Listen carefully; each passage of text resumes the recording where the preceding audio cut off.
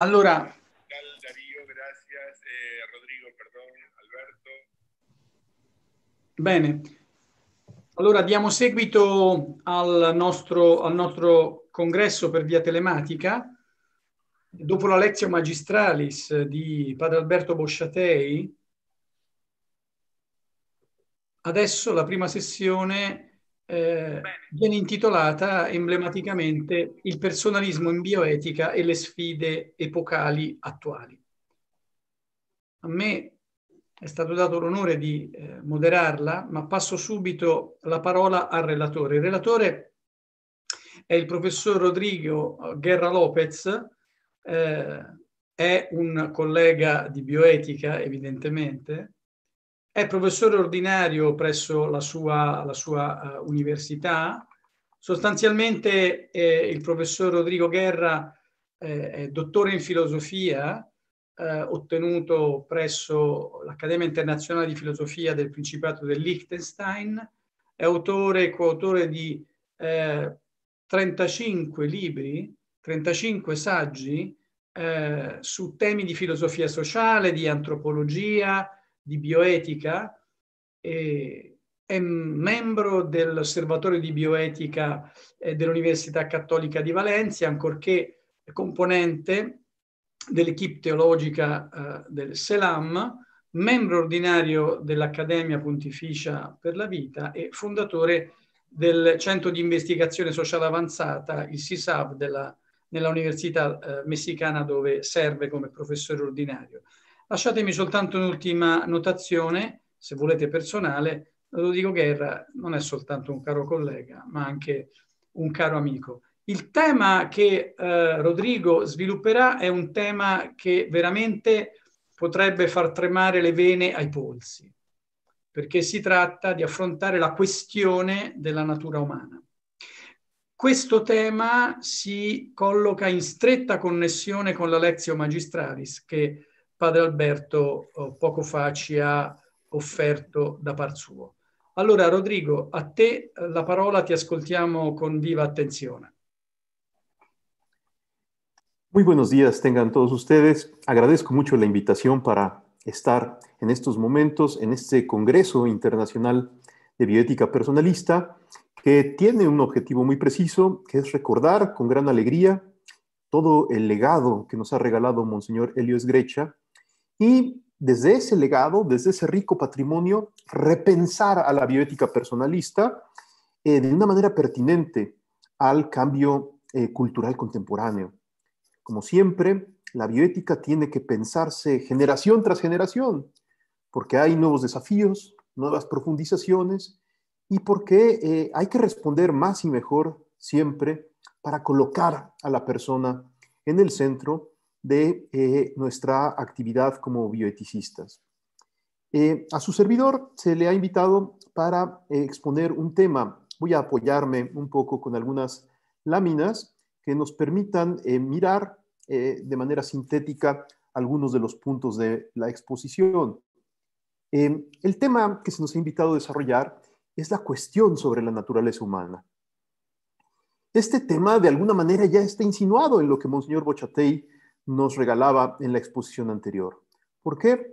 Porque él ya nos ha hecho favor de recordar que la bioética personalista, tal y como ha nacido, ha heredado el rico patrimonio del gran movimiento personalista.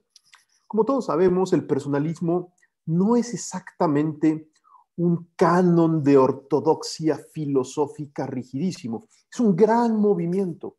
Existen personalistas que proceden de la filosofía analítica, otros que provienen del aristotelismo, otros del tomismo, algunos del existencialismo y algunos del pensamiento dialógico judío. Esto lo que nos permite ver es que bajo el nombre del personalismo existe un gran movimiento a favor de la defensa de la dignidad de la persona humana que desde distintas argumentaciones, con distintas premisas, trata de abonar a que la conciencia sobre la obligación que yo tengo para con mi hermano sea una obligación racional y bien fundada. Monseñor Esgrecha nos ha ayudado a descubrir que un personalismo robusto requiere ser ontológicamente fundado. Y precisamente, uno de los elementos más importantes para darle solidez a la perspectiva personalista en la bioética es justamente el modo como reconsidera la noción de naturaleza humana. Es importantísimo darnos permiso de volver a afrontar estos temas más allá, digámoslo así, de las clases básicas que a lo mejor tú y yo tenemos al momento de formar nuevos bioeticistas. Seguramente todos hemos pasado al momento de enfrentar la docencia en materia de bioética, pues a algún tema, alguna clase en donde el tema de la naturaleza vuelve a aparecer y el tema de la persona. Seguramente recordamos la historia de la noción de persona, recordamos los fundamentos básicos de la noción de naturaleza, pero en el momento contemporáneo es muy importante no simplemente recordar la historia, sino repensar todas estas categorías, afrontando el desafío de los nuevos cuestionamientos que nos ofrecen distintas tendencias, distintas posturas y todo un clima cultural que hoy nos alberga a todos y del cual nosotros mismos no somos ajenos. La bioética personalista nació justamente así, dando batalla.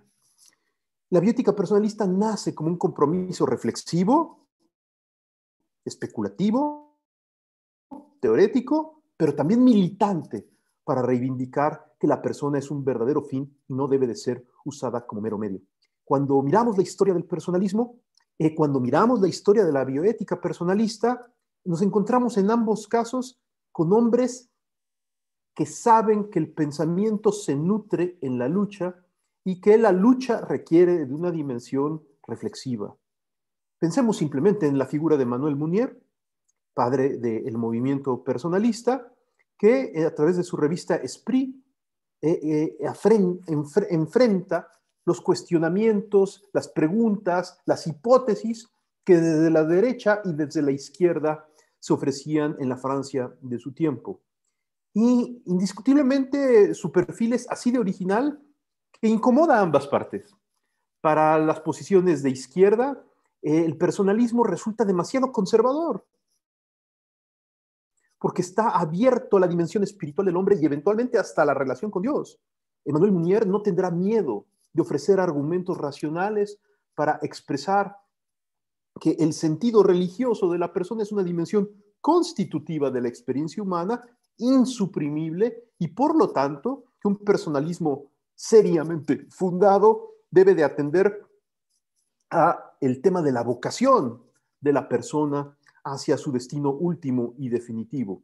Más aún, Emmanuel Munier recibirá la fuerte provocación de la experiencia cristiana y él se reconocerá justamente como cristiano, personalista, y desde ahí la izquierda lo considerará pues un ser muy, muy incómodo. Curiosamente, la derecha, que en aquel momento era altamente nacionalista y radicalizada, también lo ve con sospecha, porque Emmanuel Munier no solamente escribe y reflexiona, sino que se une al movimiento de los más pobres, de los trabajadores excluidos en la Francia de su época, y para la gente de la derecha, Emmanuel Munier está muy a la izquierda. Para la gente de la izquierda está muy a la derecha. Y el personalismo en el fondo no es que esté a la mitad, sino que por encima de las ideologías trata de hacer una lectura crítica de la cultura de su tiempo. Monseñor Elio Esgrecha, por su parte, al momento en que desde los años 70 comienza a elaborar lo que hoy denominamos bioética personalista, tendrá una posición similar, porque él no simplemente se recoge en la paz de su escritorio a escribir libros, sino que de manera muy, muy clara y abierta y valiente abre brecha afrontando justamente los cuestionamientos que las incipientes corrientes de la bioética, que ya también nos hicieron favor de recordar hace un momento, ofrecían en el escenario.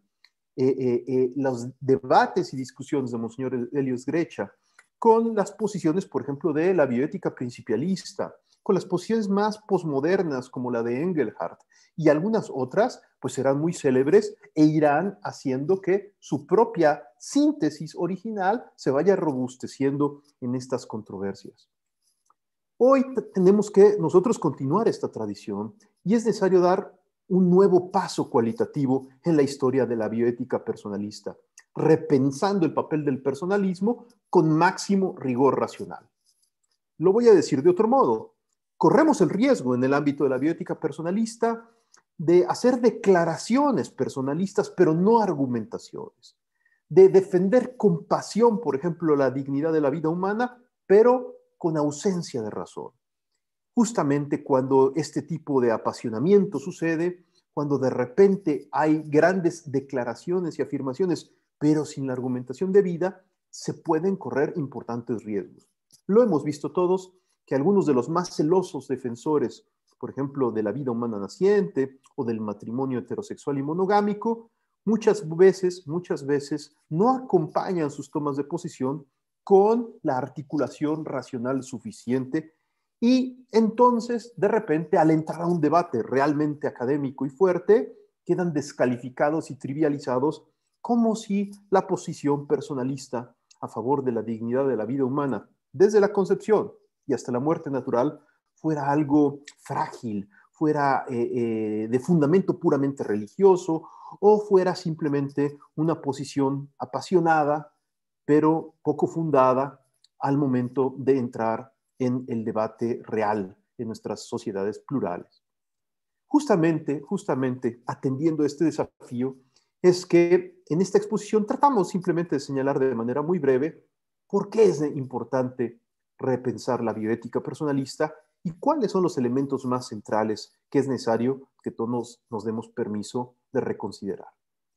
Una primera cuestión que siempre es importante asumir con gran claridad y que le hemos dedicado pues ya algunas otras exposiciones en congresos de la FIBIP y en otros momentos, es la importancia de repensar la noción de persona. ¿Por qué? Porque la noción de persona, ya lo identificó muy bien Max Scheler desde su época, muy rápidamente en el mundo contemporáneo tuvo un sesgo actualista. Max Scheler llamaba actualistas a todas esas posiciones que afirman que la persona se define como persona por un estándar de eficiencia funcional.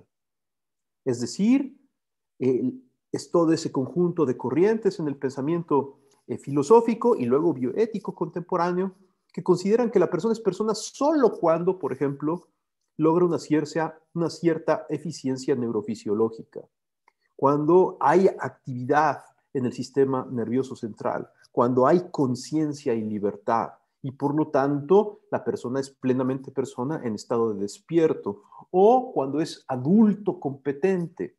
Pero todos lo sabemos, por ejemplo, autores como Peter Singer no reconocen plenamente el estatuto de persona, por ejemplo, al neonato, al recién nacido, y sí le reconocen estatuto de persona a la luz de este criterio actualista al chimpancé adulto. Este tipo de confusiones necesitan ser superadas. ¿Por qué? Porque justo la noción de persona no nació para definir un estándar de eficiencia funcional, no nació para definir un modo de hacer, sino un modo de ser. De hecho, hay una gran originalidad en la noción de persona. La noción de persona no es un concepto. Los conceptos son representaciones mentales, universales y abstractas. La noción de persona nació para señalar siempre lo singular concreto de naturaleza racional. Cuando Tomás de Aquino, por ejemplo, se enfrenta a la necesidad de explicar, casi me atrevo a decir dramáticamente, por qué la noción de persona no es conceptual, no es abstracta y universal, dice así: por persona hay que entender esta María, este Juan, este Pedro, esta carne y estos huesos, aquí y ahora. En otras palabras, hasta el mismísimo Aquinate, allá en el remoto siglo XIII, en su pasión por el singular, en su pasión por pensar lo concreto y no solo lo abstracto, en su pasión por la persona, tiene que echar mano de estas expresiones, evidentemente más descriptivas que parte de una definición esencial, para tratar de ayudar a la mente y al corazón a que ubiquemos la atención en el singular humano. La persona es, dice Tomás de Aquino, la sustancia individual de naturaleza racional.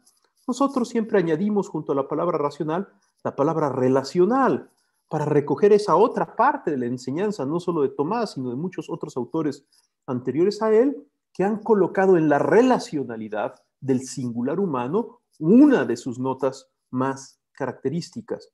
Y aquí en la lámina ustedes también podrán ver una definición complementaria, que es muy abundantemente citada por Tomás de Aquino, pero que es curioso que la gran mayoría de los tomistas ignoran de manera extraordinaria. Es una definición que proviene en su origen enunciativo de otro autor. De la misma manera como la famosa definición de Santo Tomás es tomada de Boecio, esta otra definición de Santo Tomás es tomada de Alano de Lila, de Alano de Insulis, y se enuncia así: persona es toda hipóstasis cuya propiedad característica es la dignidad. Es una manera, si ustedes quieren, sofisticada de decir que la persona es todo sujeto con dignidad. Ambas definiciones necesitan ser explicadas cuando uno se aproxima no solo a la noción de persona de Tomás de Aquino, sino a la noción de persona verdadera. ¿Por qué? Porque en la experiencia humana, más allá de teorías y de autores y de escuelas, cuando miramos con atención la experiencia y no la censuramos en la totalidad de sus factores, la experiencia del propio yo acontece como experiencia de una gran unidad, de un yo singular que posee capacidad de trascender al propio cuerpo sin dejar de ser cuerpo. En otras palabras, la experiencia del propio yo se revela como la de un sujeto individual que es capaz de vivir su corporeidad trascendiéndola reflexivamente. Y de esa manera, entonces, la experiencia humana misma se revela como la experiencia de una sustancia individual de naturaleza racional. Más aún, cuando exploramos más a fondo esta experiencia, nos descubrimos que es una experiencia de un ser que se encuentra de origen íncito en un haz de relaciones múltiples. La relacionalidad no adviene de manera posterior a la persona, sino que le es constitutiva desde su origen. Desde el momento mismo de su constitución elemental en el orden biológico, es decir, desde el momento de la singamia, desde el momento de la fusión de los pronúcleos, esos pronúcleos ya anuncian a nivel biológico algo más que biológico. Y es que hay un patrimonio genético paterno y materno que se hereda y que logra una nueva síntesis original en el momento de la constitución bioontológica de la persona en el momento de la fecundación. ¿Eso qué quiere decir? Que desde el momento de la fecundación, mi presencia anuncia relación. Por ejemplo, a los padres que me dan origen, al patrimonio genético paterno y materno que de alguna manera es como la premisa fundamental para entender el arribo de un nuevo sistema orgánico complejo como puede ser el cigoto humano. Así las cosas, entonces, es la experiencia, no simplemente la mención repetitiva de Tomás. Es la experiencia la que repropone, si es mirada con atención, el considerar a la persona como una sustancia individual de naturaleza racional relacional. Pero además, resulta que este ser racional, precisamente por ser racional, está abierto al encuentro con el mundo, en donde encontramos la pluralidad de entes que habitan en el universo y particularmente a nuestro prójimo.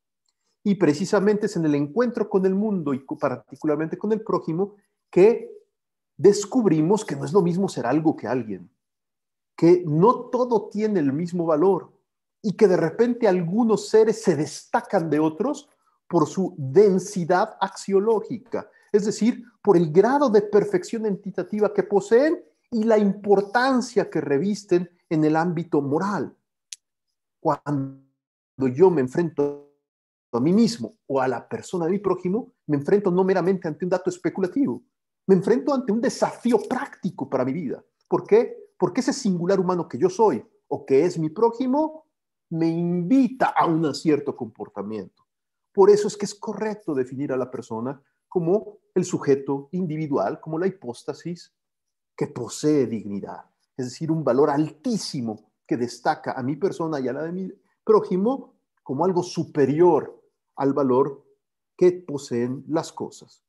Las cosas pueden tener precio, las personas tenemos dignidad, nos recordaba Kant en la fundamentación a la metafísica de las costumbres, y esta afirmación se ha incorporado fuertemente al patrimonio del personalismo contemporáneo, particularmente la bioética personalista, y hoy no podemos ingresar seriamente a repensar la bioética personalista sin acoger estas premisas para dar un nuevo paso cualitativo hacia adelante. Otro de los temas, que es el que más nos ocupa en esta exposición, es repensar la naturaleza humana, porque ya vemos desde la definición clásica que la palabra naturaleza se menciona a la mitad de la definición de persona. Es decir, la persona no es algo posterior a la naturaleza, sino al contrario. La naturaleza solo existe sustancialmente como realidad efectiva en el mundo cuando habita en una sustancia individual. Y finalmente, justo porque somos seres relacionales, no podemos entender y repensar el personalismo en bioética sin hacer caso del contexto. El contexto no es un incómodo acompañante del camino, sino que el contexto justamente es parte de la situación en la que se encuentra la persona real. La persona real no está en una especie de refrigerador estáticamente y desconectado de su contexto. Esa persona no existe. La persona de la que habla la noción de persona es la persona empírica, la persona histórica, la persona concreta, sumergida en un contexto que en el momento contemporáneo muchos filósofos y sociólogos han caracterizado como un contexto marcado por la crisis del paradigma moderno y el surgimiento de nuevas búsquedas posmodernas por diversas vías. Así es que hay que repensar la bioética, repensando a la persona, a la naturaleza y a su contexto. ¿Qué significa repensar la naturaleza? Pues primero que nada, darnos cuenta que este término ha sido muchas veces manoseado, manipulado, tergiversado, reducido, comprimido, con distintos sentidos. Una cosa que es muy patente en el debate contemporáneo es que el viejo naturalismo que habitaba en una parte importante del mundo griego ha vuelto a la escena. Ha vuelto a la escena. Hoy la gran mayoría de nosotros, cuando en el lenguaje cotidiano hablamos de naturaleza, o cuando hasta en algunos importantes debates de bioética algunos quieren hablar de naturaleza, identifican de inmediato con esta palabra a el cosmos, el universo entero, las plantitas y los pajaritos que nos rodean. El amor a la naturaleza se identifica como una especie de amor por salir al campo, por pasar vacaciones en un entorno ecológico y cosas por el estilo.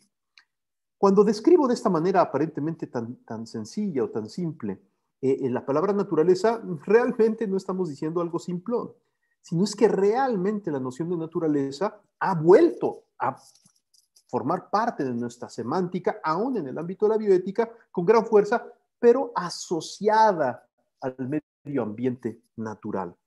Esto no es malo, esto no es malo. ¿Por qué? Porque en efecto, en su sentido más clásico, la palabra physis, la palabra naturaleza en el mundo griego, nació así, justamente con estas mismas consideraciones.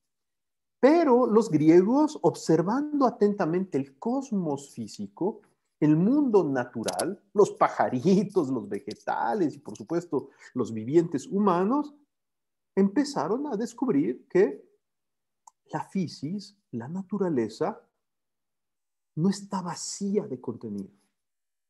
No está vacía de contenido, sino que al contrario, posee una cierta cuididad. Quid en latín significa qué, es decir, un cierto contenido preciso y que los distintos seres se distinguen unos de otros por su contenido eidético diferenciado, por su contenido esencial diferenciado.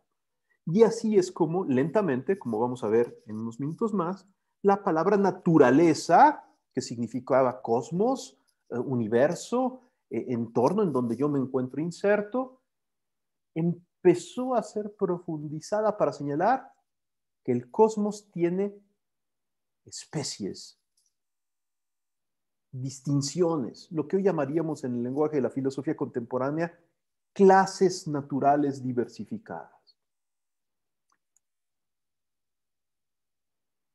En el siglo XX también apareció otra manera de afrontar el tema de la naturaleza, no solamente como entorno natural que nos conmueve, nos rodea y nos sugiere o nos comienza a insinuar que existen distintas esencias, distintas clases naturales entre los seres, sino que a principios del siglo XX, en buena medida heredando el viejo positivismo francés, aparecieron distintas corrientes que genéricamente les llamamos neopositivistas o cientificistas, que empezaron a decir que la naturaleza no existe.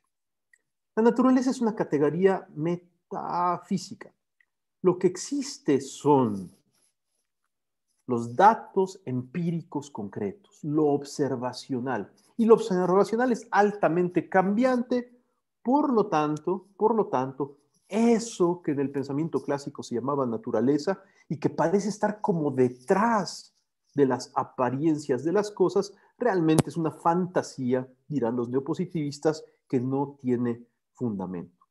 Es curioso que una parte, desde mi punto de vista, muy distorsionada del pensamiento tomista, intentó responder justamente a este desafío diciendo, los positivistas están equivocados, porque la naturaleza sí existe y es la parte estática que ampara el movimiento. Si no hay algo que no se mueva, no puede haber cosas que se muevan. Por ejemplo, en el famoso libro de Greth sobre principios y elementos para una metafísica tomista, que tuvo un gran impacto en los estudios de muchas personas en Europa y luego en América Latina, justamente la idea de naturaleza queda como condensada, como reducida a lo estático que sostiene lo dinámico, lo fijo que sostiene lo cambiante. Y por lo tanto, sin querer, queriendo, apareció una especie de controversia. Si uno es realmente contemporáneo, reconoce que todo es fluyente, cambiante y contextual. Y si uno se trata de refugiar en el pensamiento clásico, tiene que aceptar que la naturaleza, la palabra naturaleza, es la dimensión estática de lo real. Enseguida también afrontaremos esto con más cuidado y veremos que las cosas no son exactamente así, pero así quedaron planteadas. Por ejemplo, a mediados del siglo XX, muchas de las personas que afirmaban con gran fuerza que el ser humano es dinámico, evolutivo, que se construye, por ejemplo, a través de su libertad, intentaron ser refutadas por personas que al momento de hacer sus obras, sus ensayos o sus libros, presentaban la idea del ser humano como un ser inmutable. Cambio contra fijismo. Y esto generó una gran confusión muy perniciosa y que el personalismo, por supuesto, ha buscado siempre superar. Ya en época más reciente, empezamos a ver que existen reacciones fuertes al racionalismo cientificista o al racionalismo idealista, a los racionalismos políticos que se autodenominan reacciones posmodernas. Y esto tuvo pues una consecuencia en el mundo de la bioética muy fuerte, porque importantes tendencias en la bioética empezaron a hablar de que es preciso desesencializar la condición humana, desesencializar la naturaleza humana, desesencializar el cuerpo, para poder de esta manera adquirir verdadera libertad. En otras palabras, una bioética para algunas tendencias posmodernas, una bioética auténtica y rigurosa, es la que proclama una libertad sin referente esencial, porque el referente esencial ha atorado, dicen ellos, siempre en un supuesto sujeto inexistente, el verdadero desarrollo bioético y moral de las personas. Este tipo de posiciones que ahorita hemos simplemente caricaturizado prácticamente en este tipo de descripción, el personalismo trata de afrontar justamente con gran seriedad el que las cosas son distintas. En primer lugar, el personalismo acoge, claro que sí, acoge que la realidad está compuesta de distintas cosas que poseen clases naturales distintas.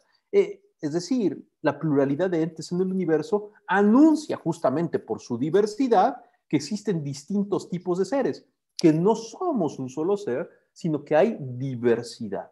Si una filosofía afirma la diversidad y los derechos de la diversidad, es el personalismo. Pero al momento de afirmar esto, lo hace dándose cuenta que la diversidad no es totalmente heterogénea, sino que siempre existe en lo diverso una simultaneidad de identidad y diferencia. Identidad y diferencia.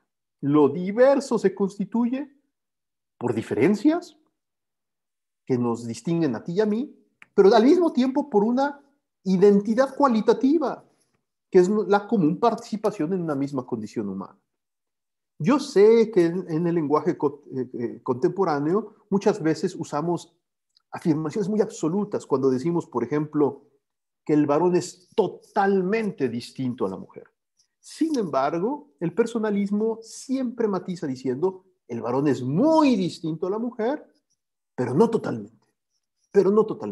¿Por qué? Porque si miramos con atención la experiencia de lo masculino y de lo femenino, que son experiencias bien diferenciadas, sin embargo encontramos siempre una hermandad fundamental.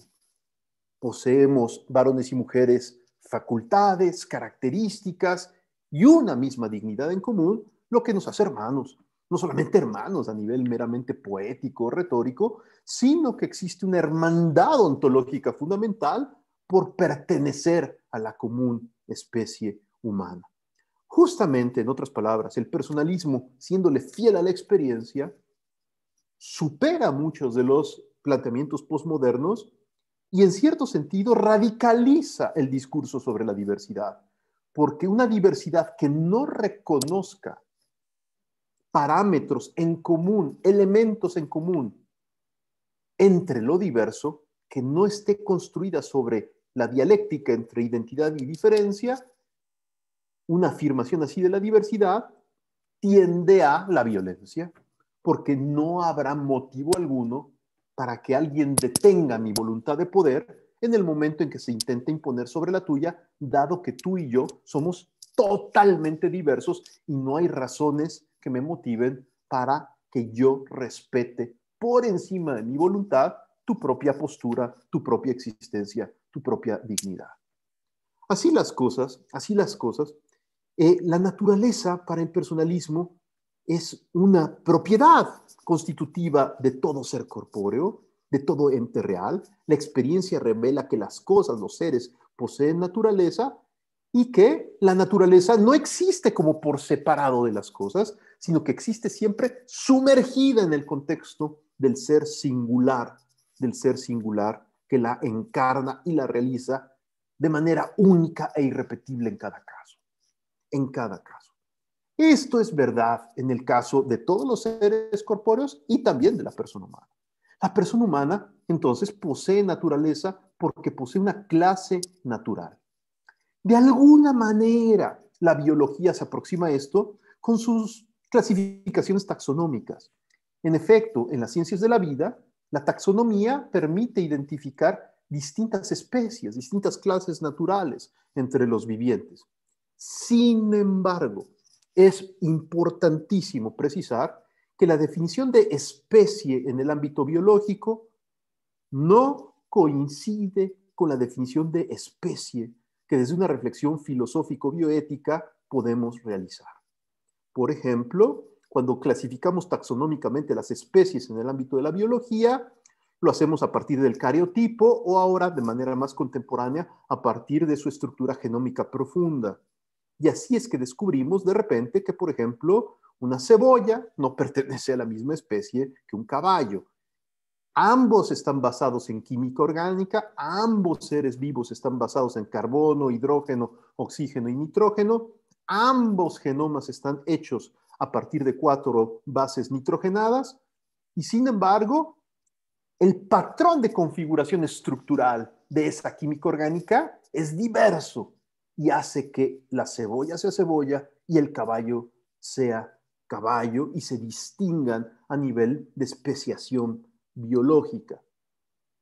Sin embargo, en filosofía, trascendiendo este nivel descriptivo, se ahonda aún más en este dato empírico y se descubre que la especie a la que tú y yo pertenecemos no está delimitada solo por un cierto cariotipo, una cierta configuración genética, sino que está delimitada también por esta otra configuración arquitectónica que brota de la información que recibe la materia y que le da cierta forma y configuración estructural, haciéndola distinta a otra materia viviente. Dicho de otra manera, la noción de especie en el ámbito filosófico recoge el dato biológico, pero lo supera reconociendo que existen patrones gestálticos, estructurantes, lo que antiguamente se denominaba formas que informan, que le dan orden e información a la materia y la hacen ser de tal manera. Ya para poner un ejemplo muy simple, y yo sé que esto requiere ulteriores explicaciones, pero por eso, en el repentino caso que un buen día, dentro de algunos siglos tal vez, los seres humanos encontremos otro ser inteligente en alguna otra parte del universo, los biólogos muy posiblemente detectarán que tiene una estructura cariotípica o genotípica distinta a la nuestra y dirán que pertenece a una especie biológica distinta. Sin embargo, desde un punto de vista filosófico, si ese ser inteligente, habitante de algún lejano planeta, posee cuerpo y al mismo tiempo capacidades racionales y libres, aun cuando tenga un genotipo distinto, pertenecerá filosóficamente a la misma especie humana. Porque lo que hace al humano ser humano es justamente ser un espíritu encarnado, ser un animal racional, ser un cuerpo espirituado, es decir, tener una dimensión corpórea que puede adquirir una configuración biológico-molecular muy diversificada y tener al mismo tiempo en sínolo, es decir, en unidad sustancial, espíritu. Estas consideraciones, que pueden parecer ahorita un poco fantasiosas, sin embargo, son muy importantes. Muy importantes, ¿por qué? Porque nos permiten entender que la persona humana verdaderamente posee naturaleza y por naturaleza hay que entender no solo lo que la biología nos dice. Más aún, cuando miramos con atención la persona, no la naturaleza, sino la persona ya concreta, tú y yo y nuestras vidas, podemos darnos cuenta que somos más biografía que biología. Es decir, que tenemos una dimensión narrativa, que para comprender nuestra condición personal es preciso escuchar nuestras historias, para captar nuestra altísima singularidad e irrepetibilidad ontológica.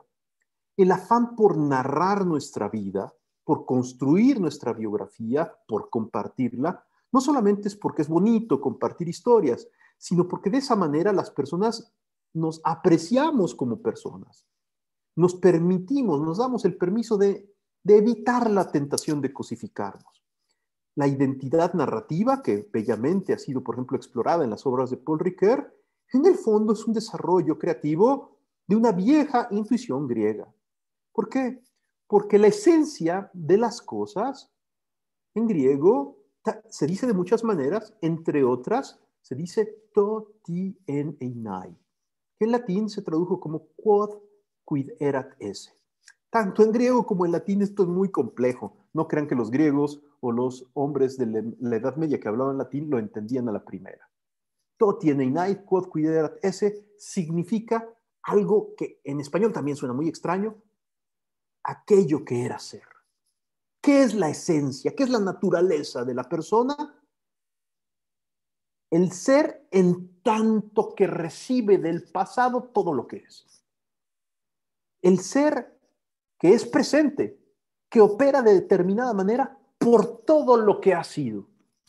En otras palabras, los griegos nos dieron un importante recurso para entender por qué la identidad real de la persona y su naturaleza es narrativa. ¿Por qué? Porque en el fondo, cuando el buen Aristóteles empezó a hablar de naturaleza, no quería hablar de esencias separadas fuera del tiempo como su maestro Platón había hecho, sino quería indicar que para explicar correctamente el cambio, la mutación, la movilidad, es necesario entender que lo que cambia en el cambio, lo voy a repetir, lo que cambia en el cambio es justamente la naturaleza, no los accidentes. En efecto, cuando de repente yo me muevo de aquí a allá, simplemente un cambio físico, que los griegos llamaban kínesis, cuando yo me muevo localmente, el que cambia soy yo. Cambio accidentalmente, pero el sujeto del cambio es justamente la naturaleza realizada en este singular concreto, lo que luego más adelante se llamará sustancia primera, es decir, sujeto concreto, pues.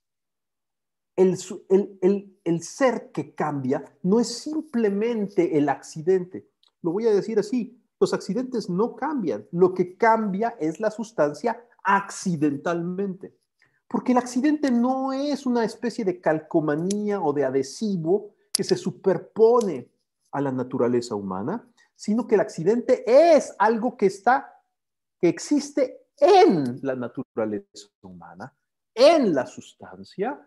Su modo de ser es la inesión, es decir, depende todo su ser, el ser del accidente, del ser de la sustancia, y por lo tanto, cuando se registran cambios accidentales, estos cambios accidentales no se predican de los accidentes.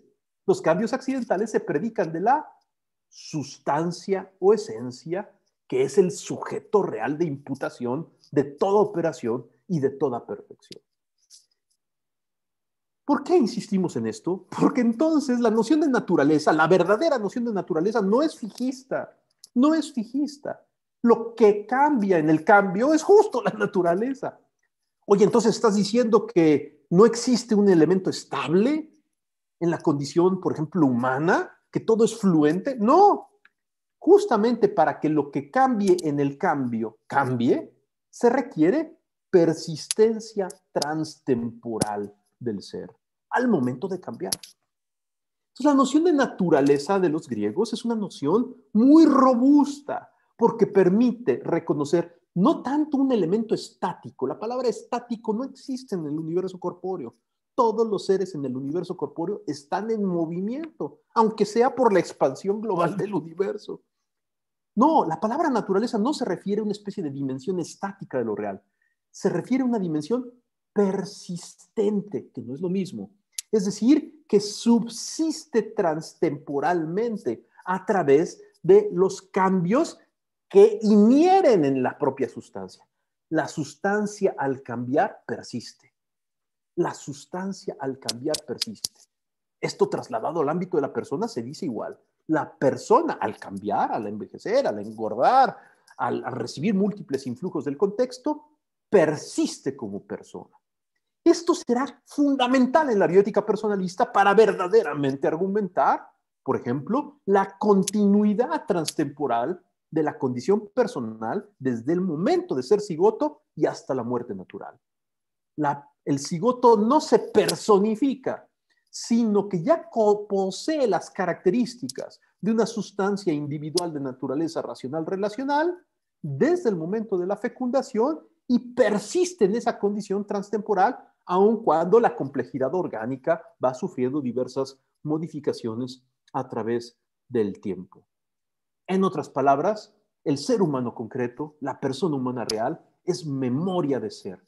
La noción de persona, habitada por la noción de naturaleza en su interior, permite que entonces cuando hablamos de persona, no hablamos jamás de algo estático, sino justamente de algo que explica las mutaciones sociales, culturales, psicológicas y al mismo tiempo explica la persistencia personal a través de todos esos cambios. Así las cosas, es que tenemos que valorar con gran fuerza la definición clásica de naturaleza. La definición clásica de naturaleza es que la naturaleza es esencia desde el punto de vista en cuanto permite entender el movimiento. Es la esencia en cuanto a principio de operaciones. Las operaciones, de hecho, son el método para descubrir la esencia de la cosa. Operare sequitur esse. El obrar revela el ser. Es mirando el modo como se comporta el ser humano que yo metodológicamente me aproximo a descubrir cuál es su esencia y por qué de esta esencia brotan estas operaciones. Cuando sigo este proceder metodológico, cuando procedo del fenómeno al fundamento, cuando hago fenomenología de la persona para captar su estructura metafísica, entonces descubro algo muy bello, que lo más propio de la naturaleza humana es su condición de abierto, su condición de apertura cognitiva y afectiva. En otras palabras, si algo revela a la persona en su naturaleza específica, es la capacidad de conocimiento intelectual que nos abre a un infinito de posibilidades cognitivas. De alguna manera el alma es todas las cosas, decía el viejo Aristóteles, y la libertad que nos abre una gran cantidad de propuestas y de bienes como posibilidad de nuestra autonomía, La persona humana es por naturaleza libre. ¿Por qué me gusta repetir y recordar una afirmación tan sencilla y aparentemente tan trivial? Porque esta afirmación resuelve muchas de las controversias también, por ejemplo, cuando la bioética personalista afronta cuestiones como la homosexualidad, la transexualidad, el desafío de la ideología de género, etc. El ser humano por naturaleza es libre, es decir, por naturaleza es cultural. Y entonces, por naturaleza, posee una dimensión de su existencia que es la proyección sociocultural y simbólica de su sexualidad, que llamamos género. El género es un hecho antes que una teoría o antes que una ideología y brota justamente de la naturaleza racional y libre.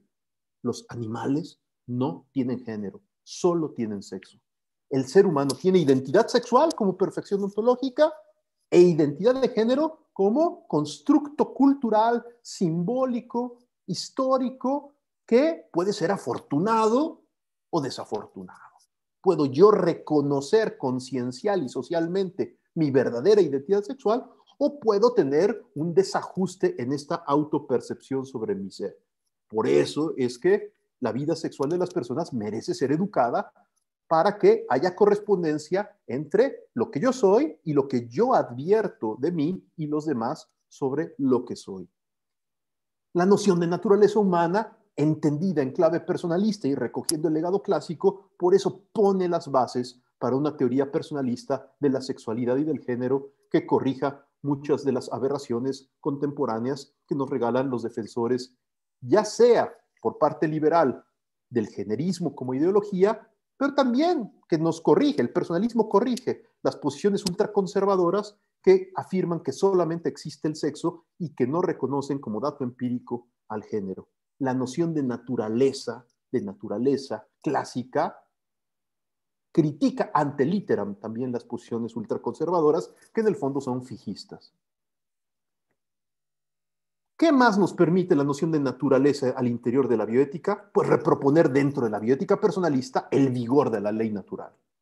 La ley natural, muchas veces con una idea puramente naturalista, ha sido trivializada y frivolizada. Yo lo sé que muchas veces por ley natural algunas personas creen que es la gravedad o el seguimiento instintivo de nuestras pulsiones. En México tuvimos el caso de un importante prelado de la Iglesia Católica, un cardenal, que hace algunos años, ya muchos años, al momento de querer con pasión defender el matrimonio heterosexual, le decía a los periodistas públicamente, está en los periódicos, que no ven que los animales, en el reino animal, el macho busca a la hembra, el abejito busca a la abejita, el pajarito busca a la pajarita y por lo tanto los varones entonces humanos debemos de buscar a la mujer y el matrimonio solo puede ser heterosexual.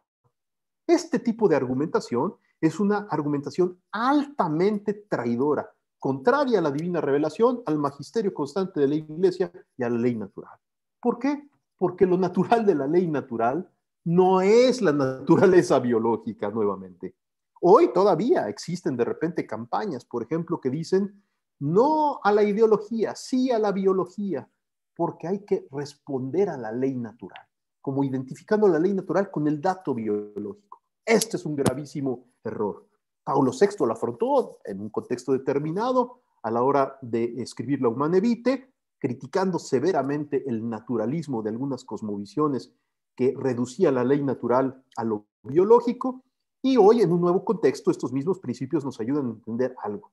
Lo natural de la ley natural no es el dato biológico. Del dato biológico no surgen normas categóricas, imperativos categóricos, universales y contundentes. No se puede afirmar a partir del dato biológico, por ejemplo, algo intrinsic malum, es decir, un absoluto moral que haya que respetar. ¿Por qué? Porque los datos biológicos proporcionan descripciones y de dos premisas descriptivas no se puede obtener una conclusión prescriptiva. En otras palabras, cuando de lo biológico se busca obtener una norma moral, se comete una famosa falacia que se suele llamar falacia naturalista. Entonces, ¿cuál es el parámetro para descubrir las normas morales? La verdadera noción de naturaleza humana.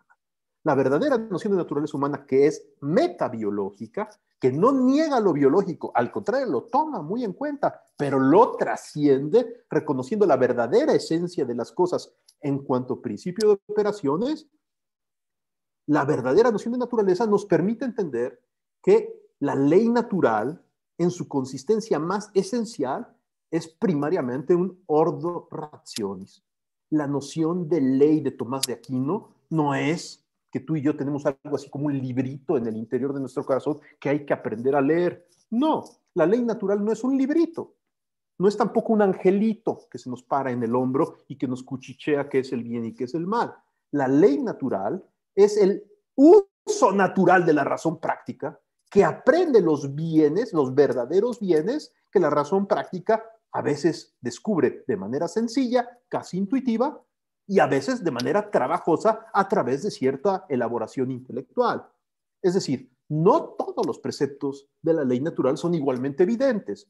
Algunos muy elementales, como hace el bien y evita el mal, son cuasi innatos, porque hay una disposición y un hábito entitativo interno en la razón práctica que predispone a la persona a aprender el bien y por lo tanto afirmarlo siempre como superior al mal. Sin embargo, hay otros preceptos de la ley natural que requieren de mayor elaboración. Por ejemplo, el matrimonio heterosexual y monogámico requiere a partir de ciertas evidencias argumentarse y mostrarse en su dignidad y en su belleza, pero no derivado simplemente de pulsiones instintivas o tendencias biológicas, como que a los abejitos les gustan las abejitas. Por cierto, cuando uno mira el Discovery Channel, mínimamente pues encontrará que en el mundo animal no siempre existen conductas heterosexuales. Por lo tanto, la heterosexualidad desde el punto de vista biológico es simplemente algo general, pero no universal. Mientras que las normas morales fundamentales sí son verdaderamente universales porque no descansan en el dato biológico, sino en que la razón práctica descubra valores auténticamente universales, es decir, verdaderos bienes que permitan universalización.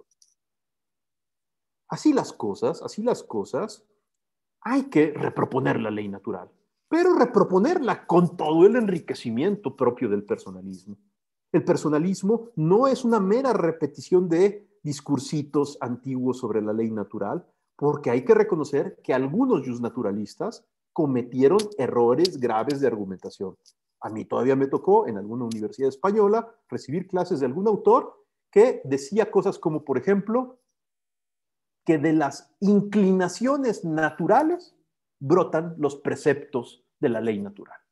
Es decir, que por inclinación, y yo mirando atentamente mis inclinaciones, voy a encontrar las pistas para mi conducta moral.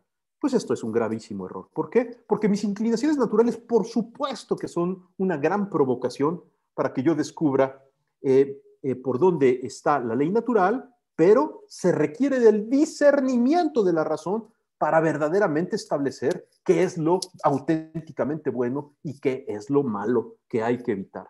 Sin discernimiento racional, no hay fundamentación auténtica de la obligatoriedad moral.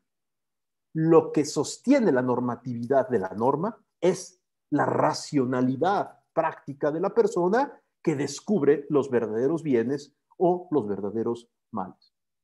Reivindicar la ley natural tiene otra consecuencia muy bonita que nos permitirá entonces reproponer la ley natural como parámetro para lo global sin lastimar las particularidades. Hoy existen bioéticas regionales, bioética latinoamericana, bioética africana, europea, seguramente con motivaciones muy dignas de ser escuchadas y de ser atendidas, pero más pronto que tarde ha aparecido la necesidad de repensar la bioética de manera global. Y esto no simplemente por un afán globalizador, sino porque es necesario encontrar las pistas básicas en el orden normativo para que, entendiendo todas las particularidades que podemos tener a lo largo y ancho del planeta Tierra, sin embargo, tengamos al menos algunas normas morales fundamentales en el ámbito bioético. Desde mi punto de vista, es imposible el proyecto de una bioética global si no tiene una fuerte impronta personalista. El personalismo no es un adjetivo de escuela que hay que añadirle a la bioética global, sino es una dimensión constitutiva de su propia argumentación para que la bioética global pueda ser robusta. Y finalmente, creemos que todo este tipo de consideraciones son pertinentes para evitar trivializar la bioética personalista. La bioética personalista merece una gran seriedad porque en el fondo no se defiende a sí misma como escuela. Lo menos importante de la bioética personalista es su nombre. Lo más importante de la bioética personalista son las personas reales, a las que siempre hay que acoger, atender y entender en su contexto y con sus condicionamientos, con enorme paciencia y recibir como hermanos. En buena medida, la nueva encíclica Fratelli Tutti del Papa Francisco nos ayuda de una manera muchísimo más sencilla que todas estas consideraciones especulativas a redescubrir la naturaleza humana que nos hermana y que nos permite entonces acogernos todos con gran paciencia a pesar de nuestras diferencias. Muchísimas gracias por su atención y estamos abiertos para preguntas, objeciones y comentarios que nos gusten hacer. Muchísimas gracias. Grazie Rodrigo per la tua riflessione puntuale, articolata. Mi verrebbe da aggiungere stimolante, perché oltre a fare una sintesi non semplice, tenendo presente la complessità dell'argomento e quanto questo tema sia stato articolato nella storia della filosofia, getti anche degli interessanti input per una riflessione che è di là da venire, che in qualche modo può stimolare tanto la riflessione, l'analisi teoretica, quanto le sue applicazioni pratiche. Direi allora adesso di aprire un momento di question time, come diremmo in inglese, cioè aprire a domande, osservazioni, commenti. I partecipanti al congresso ovviamente hanno la possibilità di farlo seguendo su YouTube, e chiaramente in tempo reale il relatore Rodrigo può leggere la domanda e eventualmente rispondere. Rimaniamo in attesa dei vostri feedback.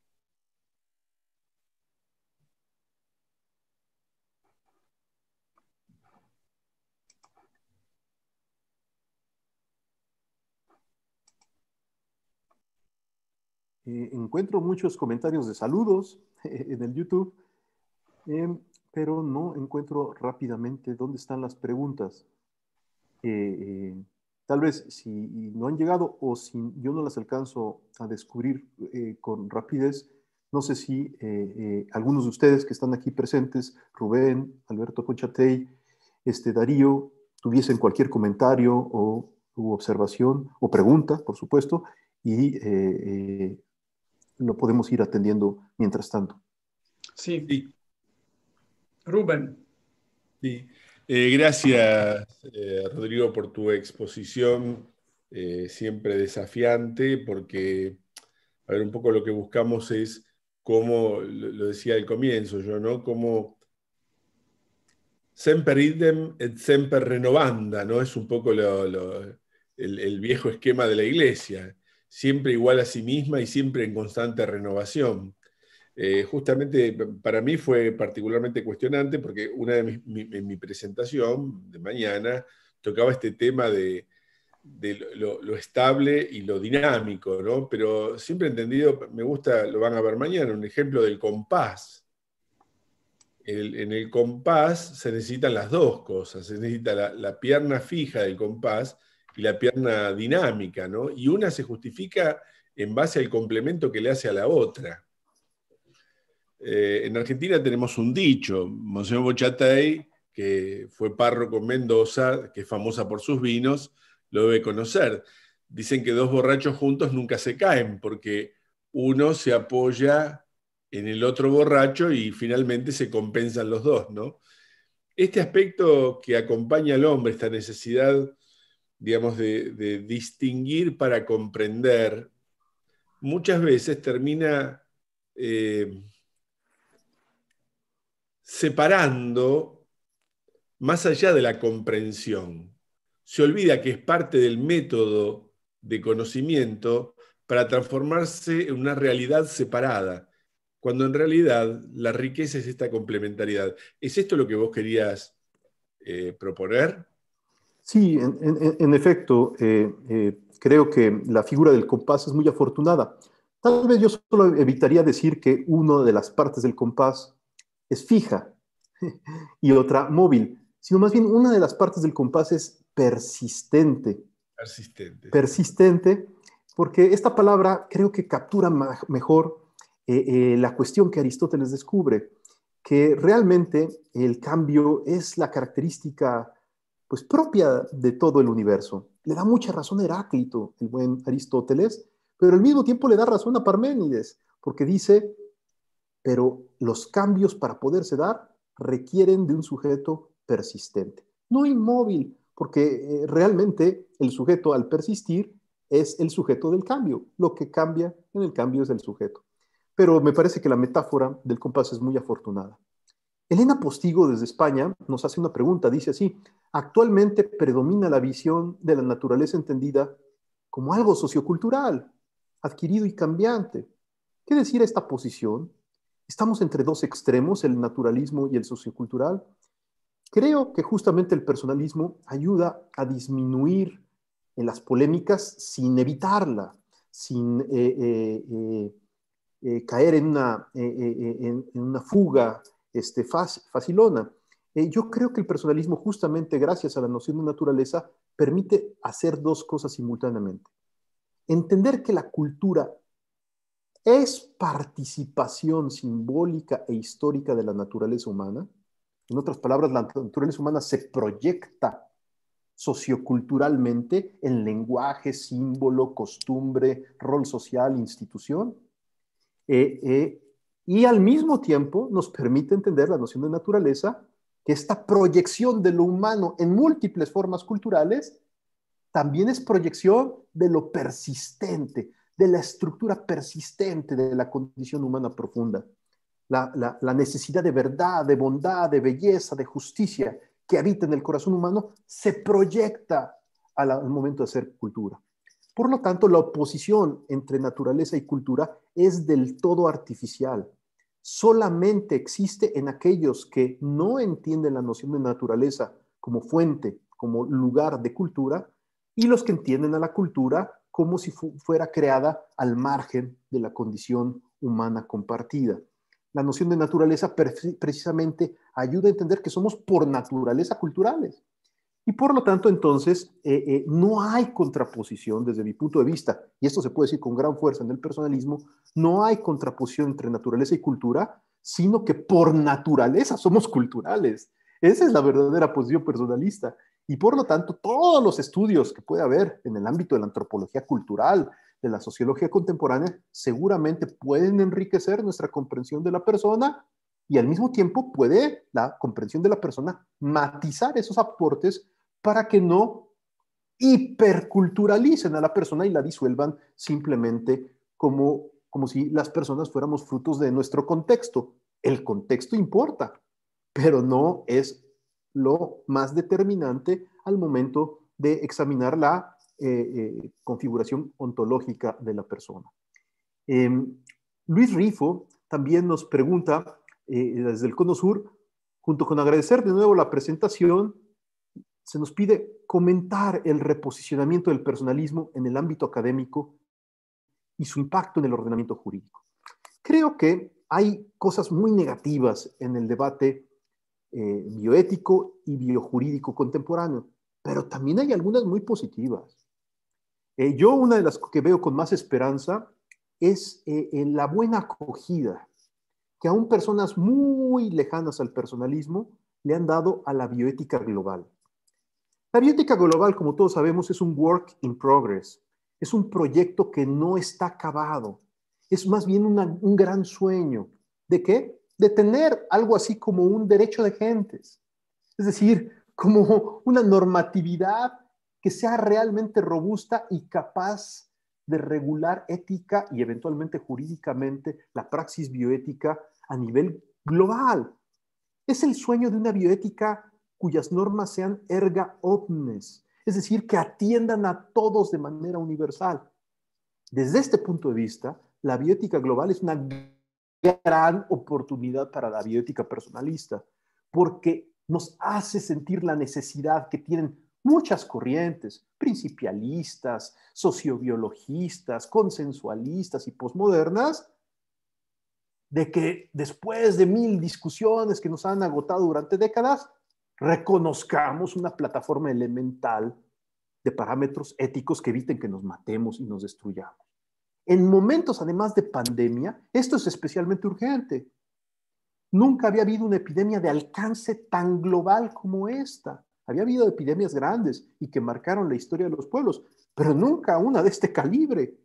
Justamente la epidemia, la pandemia del coronavirus, es como una especie de invitación fuerte a que de una vez por todas hagamos una bioética global. Para ello requerimos un planteamiento robusto de ley natural basado en una antropología personalista que permita realmente elaborar normas con alcance erga omnes, es decir, auténticamente universales. No tiene futuro la bioética global sin el personalismo. Tampoco el personalismo tiene futuro si no busca realmente anunciarse como una bioética sin adjetivos, es decir, abierta a todos. No es una escuelita restringida en una cierta atmósfera, sino que bioética personalista significa bioética que tiene la capacidad de anunciar con rigor racional la posibilidad de establecer normas morales universales en el ámbito bioético. Esa es mi opinión y yo creo que este es el proyecto en el que la propia Elena y el propio Luis Rifo están apostados cuando hacen bioética. Marta Tarasco desde México nos pregunta, ¿debe decirse que lo que parece cambiar en la manipulación biológica es la sustancia, pero en realidad lo que cambia es la naturaleza? Cuando se hace manipulación, por ejemplo, genética, se afectan estructuras biológicas que por supuesto están vinculadas a la naturaleza humana. Por supuesto están vinculadas a la naturaleza humana, pero no agotan la naturaleza humana. Por eso es que habrá, por ejemplo, intervenciones genéticas altamente atentatorias a la dignidad de la persona humana, que en un futuro a lo mejor den lugar, Dios no lo quiera, pero es posible tecnológicamente, a seres quiméricos, que posean racionalidad y al mismo tiempo tengan estructuras orgánicas alteradas por tejidos procedentes de otras especies animales. Si esto se da estos seres, ya no el procedimiento, sino ya los seres humanos alterados genéticamente, ¿deberá reconocerse la dignidad y los derechos humanos fundamentales? La respuesta es contundente desde el personalismo. Claro que sí.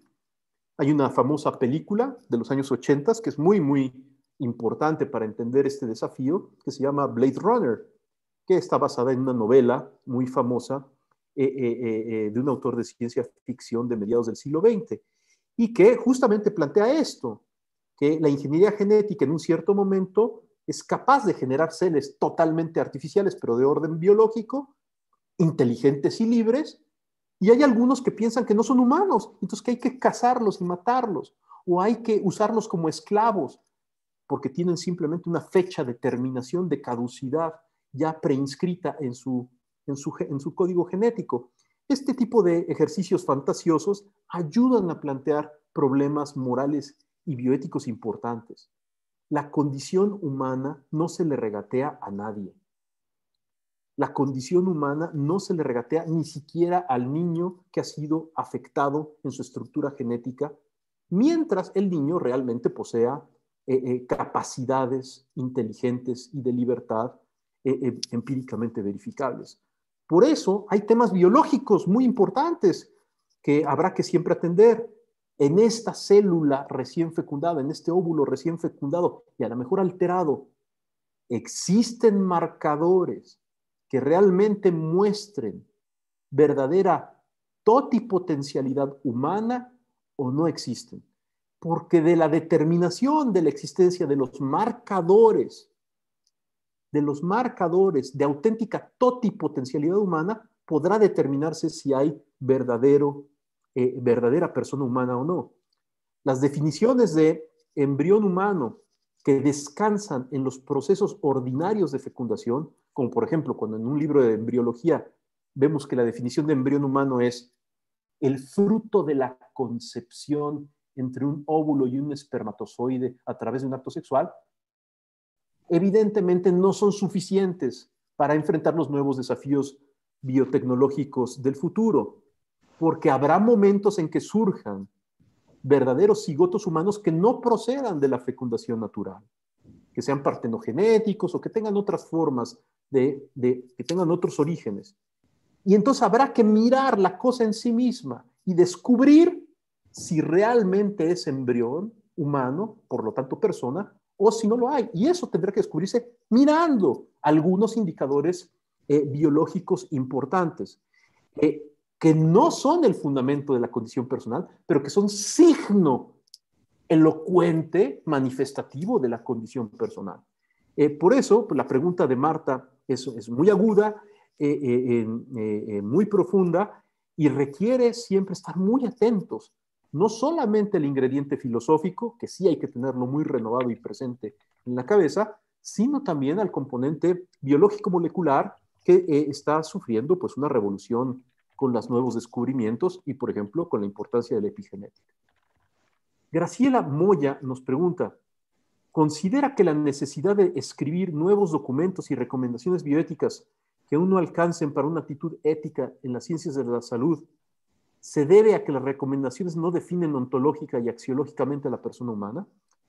Yo creo que la respuesta a esta pregunta es que es sí en parte. O sea, la necesidad de tener mejores documentos, acuerdos, declaraciones en el ámbito bioético responde en parte a que el tema de la fundamentación de la dignidad de la persona humana y de la obligatoriedad de las normas una y otra vez se ha pospuesto. Ya lo sabemos, ¿no? Hasta en la Declaración Universal, el debate de la fundamentación se dejó para un futuro mejor. ¿Por qué? Porque reconocían tirios y troyanos, y hasta el mismísimo Jacques Maritain lo reconoció, que intentar poner de acuerdo en materia de fundamentación a todos iba a ser muy difícil. Creo yo que ha habido un avance, y justamente ese avance lo logró en buena medida Karol Wojtyła, nuestro querido Juan Pablo II, que más allá ahorita de su papel pastoral como pontífice, desde el punto de vista estrictamente especulativo, logró replantear la norma, los fundamentos de la normatividad de los derechos en clave personalista, sin necesidad de un curso de metafísica previo. Esto no significa que la metafísica no sea necesaria, pero la metafísica está como incluida y como supuesta en la aproximación fenomenológica de Juan Pablo II. Por eso creo yo que es muy importante estudiar siempre a Juan Pablo II, porque nos da pistas metodológicas para reproponer la ley natural sin hacer pasar, por ejemplo, a los congresistas de una Cámara de Diputados por todo un curso de metafísica atomista, sino Rodrigo, ayudándoles a advertir evidencias elementales que permitan descubrir preceptos morales objetivos. io pensavo che è talmente ricca la riflessione che sicuramente i prossimi giorni, le prossime settimane per noi saranno stimolanti. Considerando il tempo a disposizione, per le 19 vogliamo chiudere come da programma.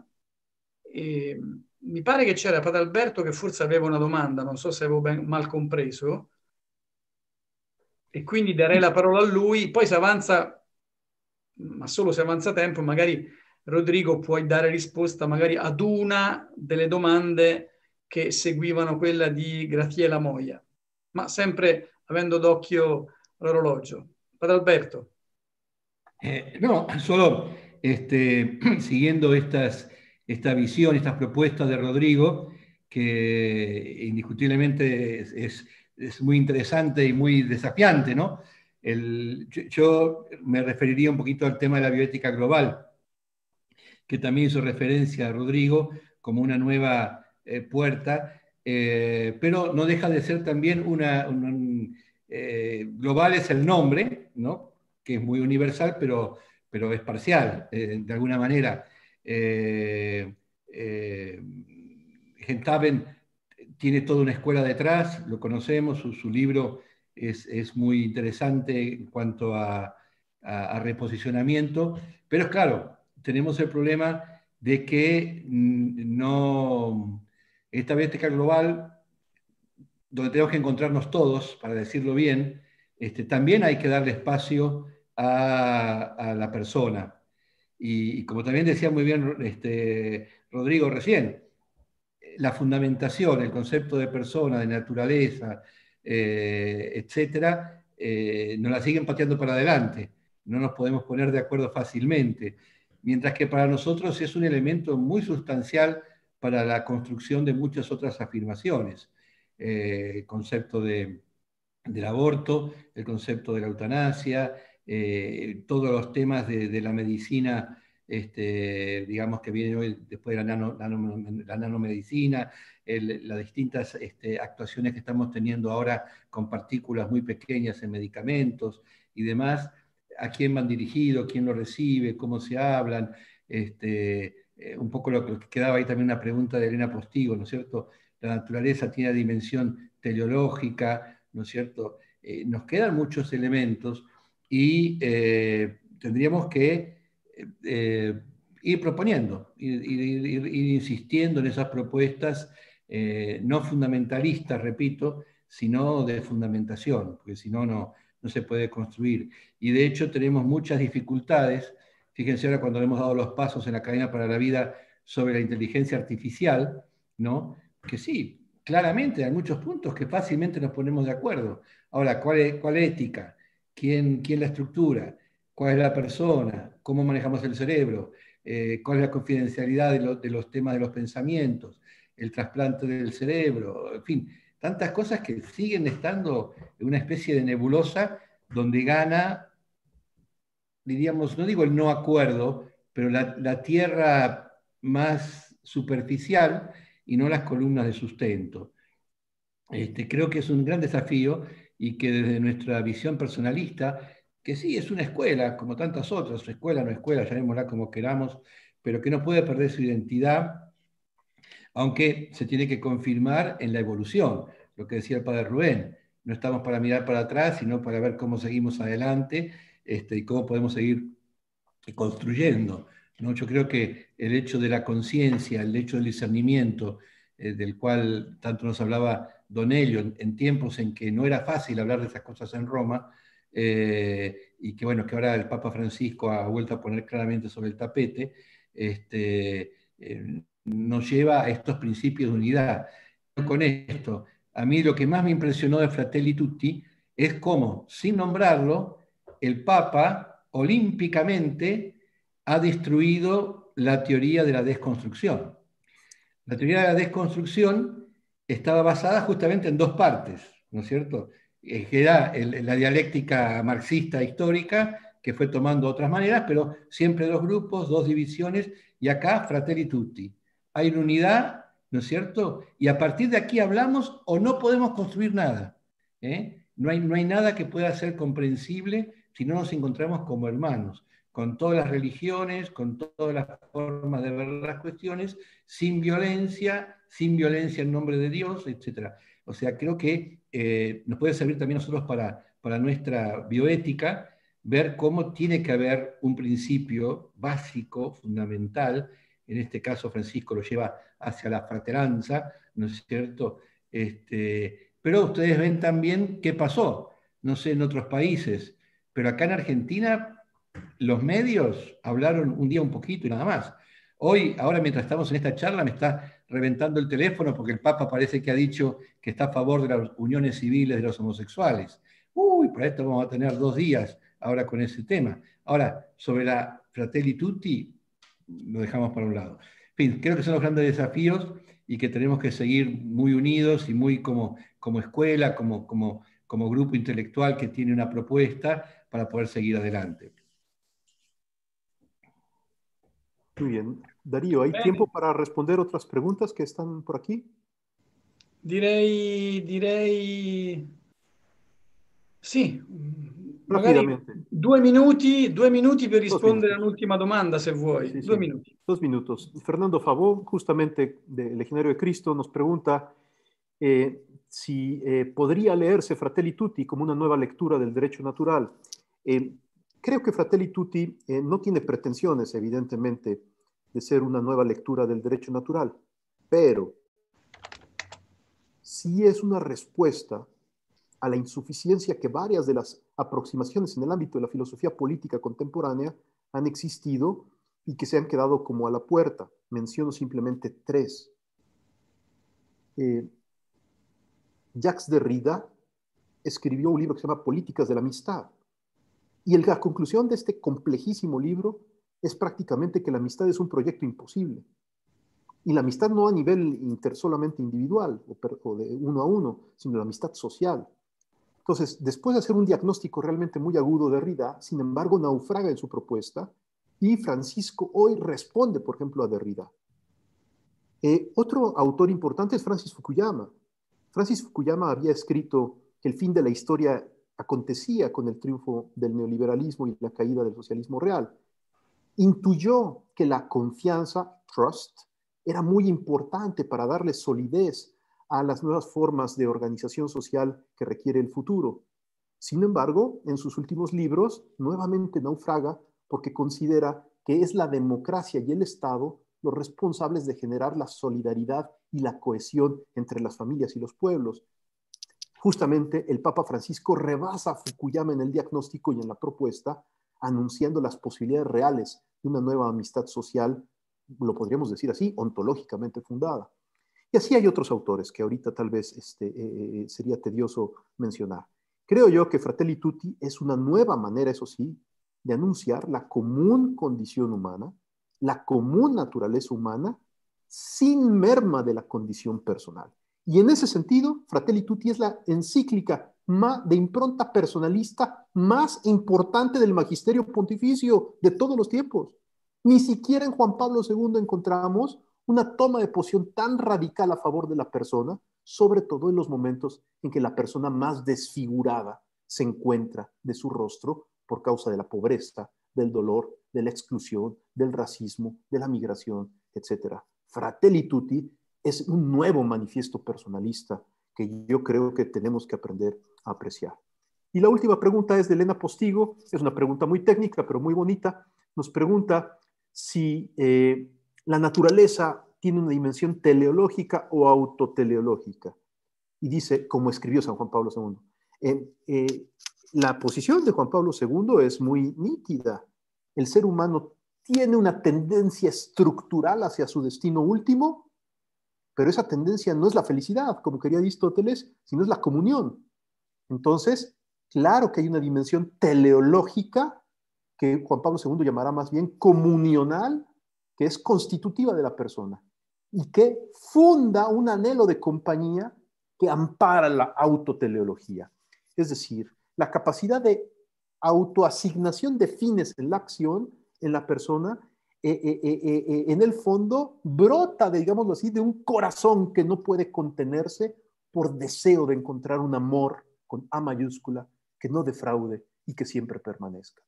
Así las cosas, no hay oposición, al menos en el personalismo, entre teleología y autoteleología.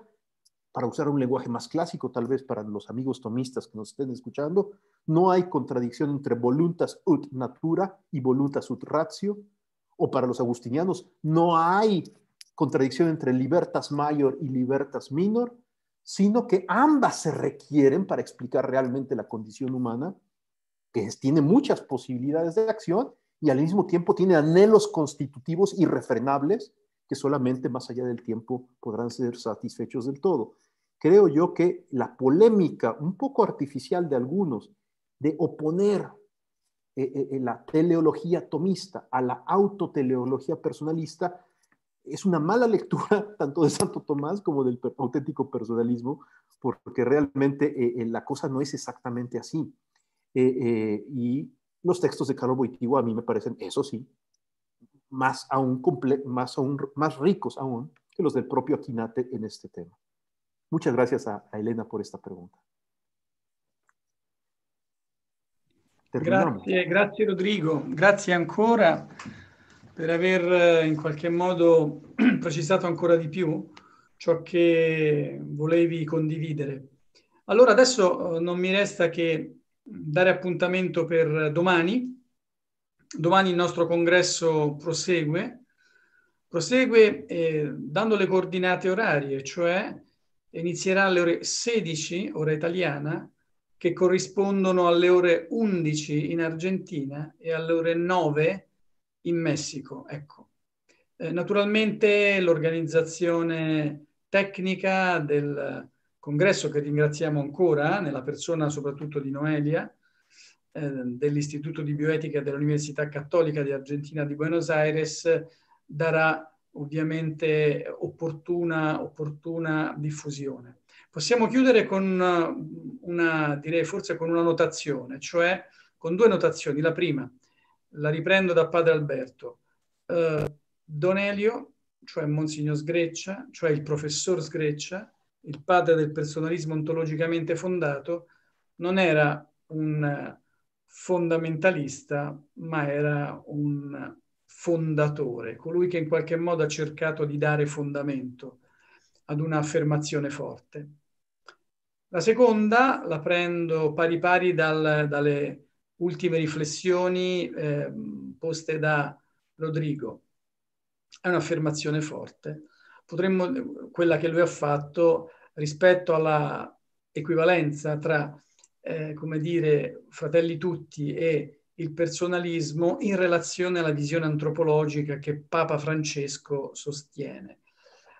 Mi verrebbe da aggiungere che forse è proprio la chiave del personalismo, la chiave giusta, l'accesso giusto per poterci dire ancora umani, per poter risignificare l'umano e per dirla con un'espressione inglese, per rimanere umani in quanto stay human. Forse stay human, rimanere umani nel senso profondo del termine, è un messaggio forte che Fratelli Tutti ci invia.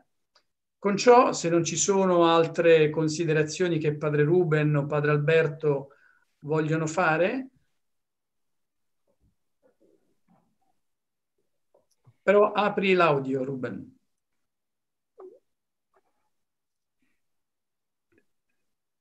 Te escuchamos, Padre Rubén.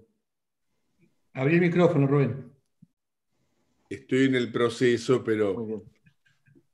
Ustedes saben que no es tan sencillo. Somos una generación, no digo preadamítica, pero Biumeni. No, somos borderline, estamos ahí. Bueno, no, simplemente creo que es un viejo anhelo de todos y una alegría de todos poder reunirnos en un congreso. Desde el 2015 en Buenos Aires que no hacíamos un congreso. El poder hacerlo ahora, ya, digamos, en este tiempo transcurrió la muerte de Monseñor Grecha y el título un poco entendíamos así, no es recoger lo anterior, ya no mirar más hacia atrás, sino hacia adelante. Y creo que la reflexión de Alberto sirvió muy bien para reunir todo lo que había y decir, bueno, estas son nuestras raíces, estas son los elementos, las armas con las que contamos, nuestras riquezas, nuestras potencialidades. Y lo de Rodrigo, ponerse en el otro extremo, decir, bueno, estos son nuestros desafíos, esto es el hacia dónde, ¿no? Las grandes preguntas de la humanidad hoy al personalismo.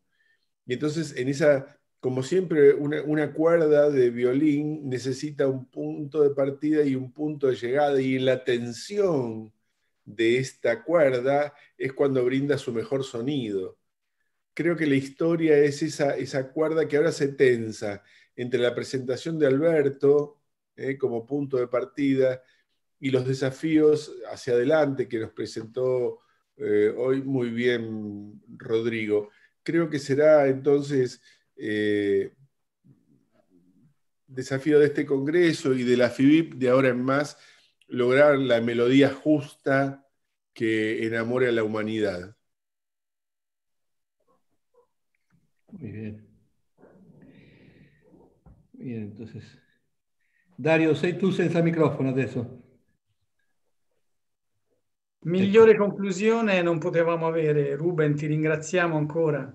E allora ci diamo appuntamento a domani, come detto prima, senza ripeterci, e quindi buon proseguimento di giornata, buon pomeriggio per tutto il continente latinoamericano, e per quanto riguarda i partecipanti dal continente europeo, buona serata e serena notte. Será. A domani. Ciao. Domani. Chao. Gracias, Rodrigo. Gracias a ti. Rodrigo. Gracias a Grazie, ustedes Rodrigo. por la paciencia. Ciao. Bene.